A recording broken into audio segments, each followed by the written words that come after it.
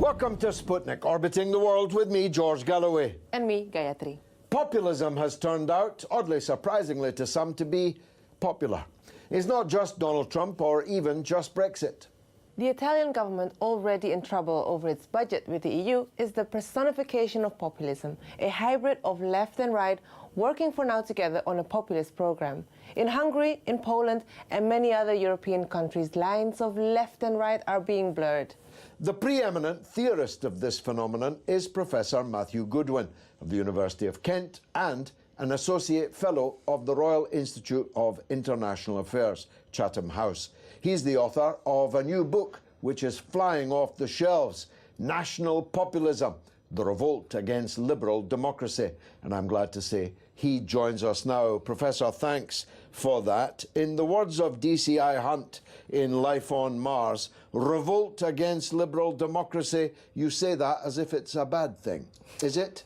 Well, this is a delicate question, but there's a view, particularly among some, that populism is only bad.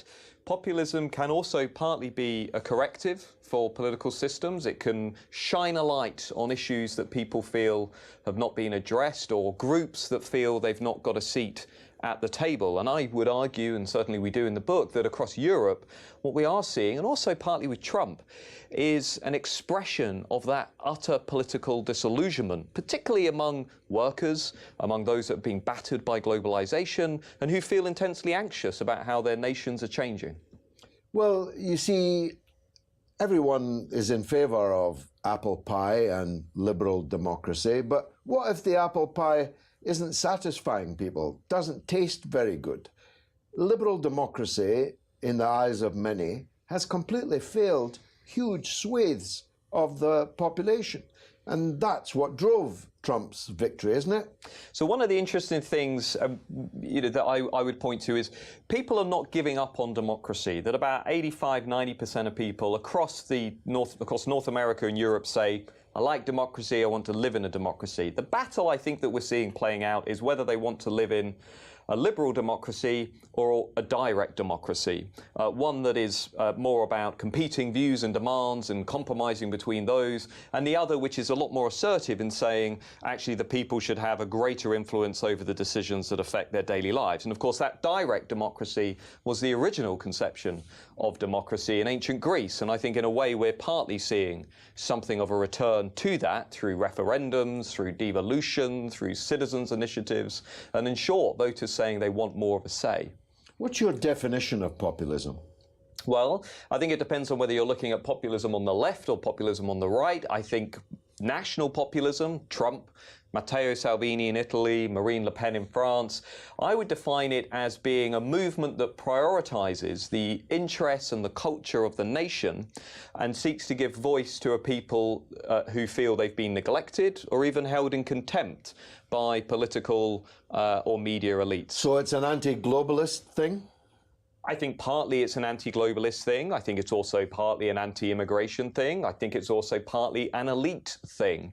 But it's also an inclusive thing, and that's what we struggle with, I think, which is we assume populism is against everything. But populists, I would argue, partly derive their power from being for something too, that they're for the people, for the community. Now, we might have issues with how they define that community. We might say that it's too narrow or it's not multicultural or however we might quibble with that. But they do have a message for people, and that is what I think gives these movements a greater durability than we really recognise.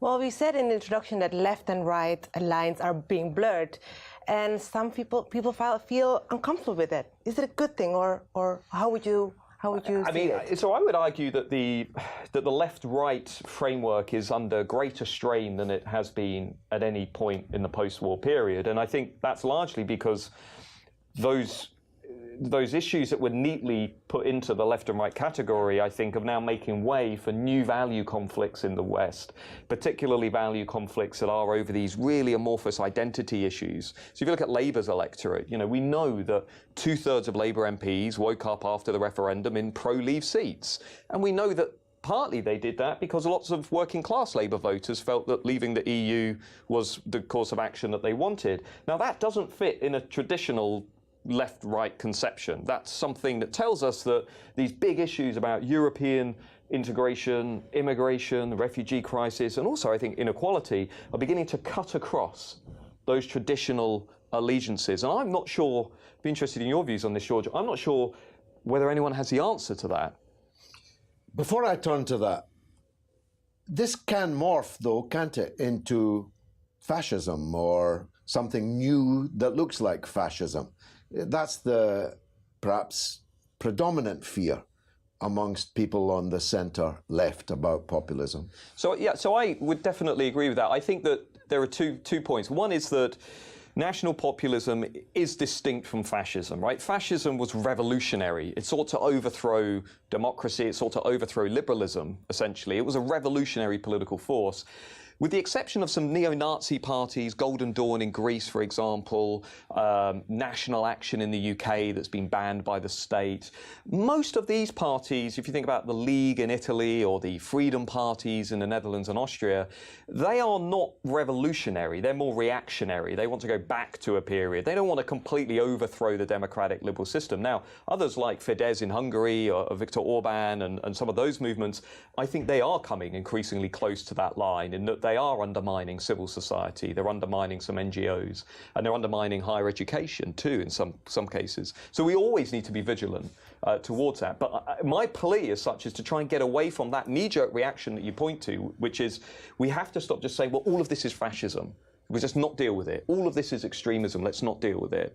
Because that is, I think, holding us back from actually getting past this. And this it doesn't moment. go away just because you shout names at it. No, it has a real material root.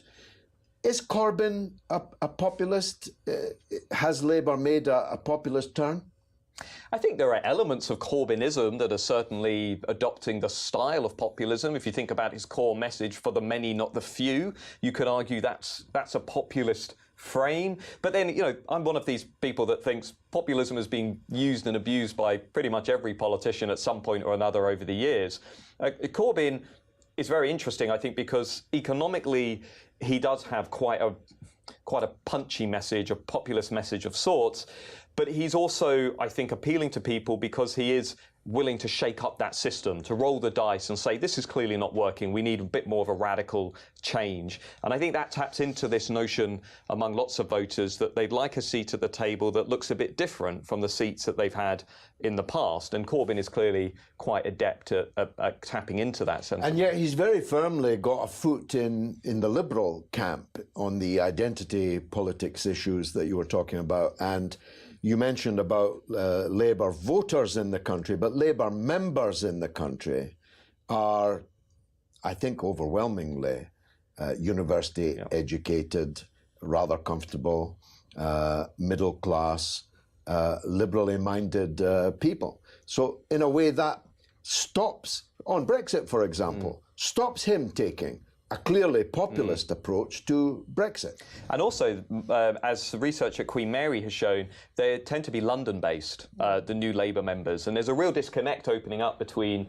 those traditional Labour areas and the current membership. And I'm not entirely sure how the Labour Party deals with that over the longer term. I think we need to think far more radically about political reform.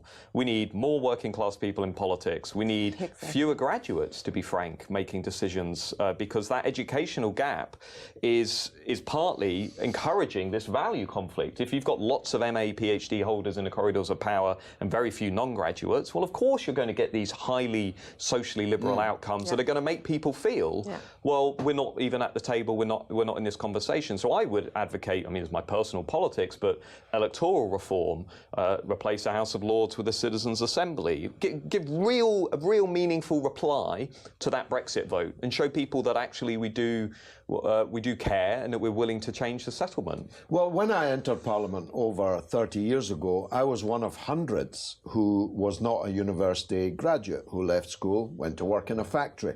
And there were hundreds of us. By the time I left Parliament, the best part of 30 years later, I was a very odd fellow indeed, not to have been at university. So the representativity of our political institutions is definitely in deficit for many people. In the time left, were we right in saying that the Italian government is the quintessential populist government? And is its confrontation now looming with the EU going to be quite a pivotal moment, do you think? I think the Italian political system is incredibly interesting at the moment. I think you're absolutely right to point to it. We've seen the Lega and Matteo Salvini essentially cannibalize the right of Italian politics. It's the only movement that's growing at the moment. The others are losing support.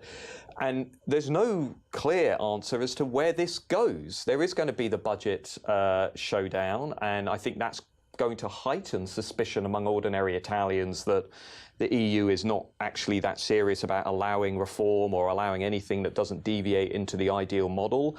I think Salvini's going to remain very popular as long as the EU cannot resolve this refugee crisis, and they still cannot decide on what to do with external border security and the economy. I mean, to be frank, if you've been Italian since you joined the euro in '99, your standard of living in many areas hasn't increased that significantly, and there are some very legitimate concerns that those voters have. So I would personally argue, based on what we've seen so far, that volatility in Italy, I think, is here to stay. Your book's a tremendous read, and at £7 by Pelican must be the literary bargain of the year. What was the reason you wrote this book, and why has a prestigious publisher put its toe in what is quite controversial waters? So we decided to write it in between that, do you remember that moment between Brexit and Trump? And suddenly the world seemed to be challenged and conventional wisdoms seemed to be challenged. And then we wrote it because we noticed everybody was really latching onto these stereotypes, these caricatures of these voters that are quite inaccurate. They said it's all about the financial crisis. They said it's all about angry old white men. They said it's all about racism. And actually, Roger and I, who have worked on these issues for many years, said, well, we have to bring all the evidence together and try and tell a story about what's really going on. Because until we understand what's really going on, we're never going to get into that more interesting conversation about, well, what do we do about it? Congratulations. Fantastic book, Professor Goodwin. Thanks for joining us.